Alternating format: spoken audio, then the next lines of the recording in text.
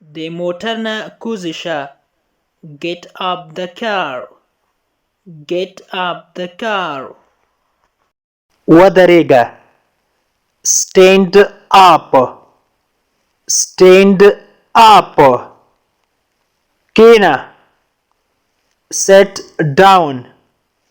Sit down. مخته راشه. Come forward. Come forward. شاته لاړ شه. Go backward. Go backward. چپ طرف ته تاو شه. Turn left. Turn left. ښي طرف ته تاو شه. Turn right. Turn right. زما خبرې ولیکه. Mark my words. Mark my words. words ولیکيږي خبرې. Mark معنا لیکل. ما ته غوږ ونیسه. Listen to me. Listen to me. نږدې راشه. Come close. Come close. دا په څو ده. How much is it? How much is it? دا په $50 ده. It is $50. It is $50.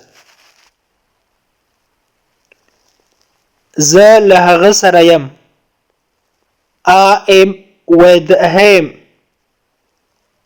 I am with him. آیا ته نن مریض یې؟ Are you sick today? Are you sick today? نه زه مریض نه یم.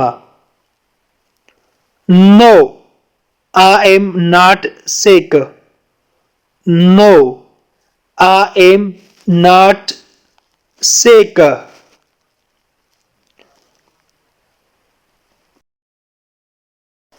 ته ولې ناوخته وې؟ Why were you late? Why were you late? زه په رش کې بند وم یا ایسار وم. I was stuck in traffic. I was stuck in traffic. Traffic معنا رش. Stuck معنا بندېدل یا بند. ته نن ورځ ولې خفه یې؟ Why are you sad today? Why are you sad today? زما سره هیڅ روپۍ نشته. I have no money. I have no money.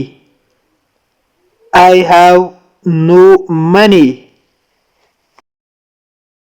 دروازه څوک ټکوي؟ Who is knocking the door? Who is knocking the door? ته ولې ژاړې؟ Why are you crying? Why are you crying? زه له بس څخه پاتې شوم. I missed the bus. I missed the bus. زه په رش کې بند یم یا په رش کې ایسار یم. نو په انګلیسي کې به وایو I am stuck in traffic. I am stuck in traffic. stuck معنا بندیدل یا ایساریدل. ټراپیک ویل کېږي رش ته.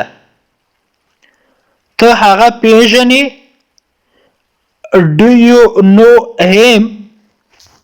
Do you know him? ته هغه پیژنې. نو ویل کېږي پیژندل. him معنا هغه. ما هغه ته څو ځلې ورته ویلې. I have told him many times. I have told him many times. ما هغه ته څو ځلې ورته ویلې. many times معنا څو ځلې. told د ټیل دویم حالت معنا ده ویل. him معنا هغه ته. هغه ډیره بېوفا ده. She is very disloyal. Disloyal ویل کېږي بېوفا. She is very disloyal. ما د هغه سره ژمنه وکړه یا وعده مې ورسره وکړه. I promised him. I promised him. promise معنا ژمنه کول یا له چا سره وعده کوله. د انګلیش ټو پښتو لرنینګ کورس ګرانو زده کوونکو د نن ورځې کلاس تر دې ځای پورې و. هیله ده چې یو څه مو ورڅخه زده کړي وي. که غواړئ چې انګلیسي ژبه په سیمپل ساده پښتو ژبه کې زده کړئ نو مهرباني وکړئ زموږ انګلیش ټو پښتو لرنینګ چینل در سره سبسکرایب کړئ او ترڅنګ یې د بیل آیکن ووهئ او بیا په آل کلیک وکړئ. دې سره به زموږ هر نوی کلاس چې موږ یې روزانه اپلوډ کوو تاسو ته په خپل ټایم در ورسیږي. او که چیرته کومه غوښتنه نیوکه یا پیشنهاد لرئ نو مهرباني وکړئ موږ ته یې په کمنټ باکس کې پرېږدئ. تر بیا چې زه حاضرېږم تر هغې مو په پاک رب سپارم. هر چیرې چې یاست الله مو مل شه. Thank you so much for watching.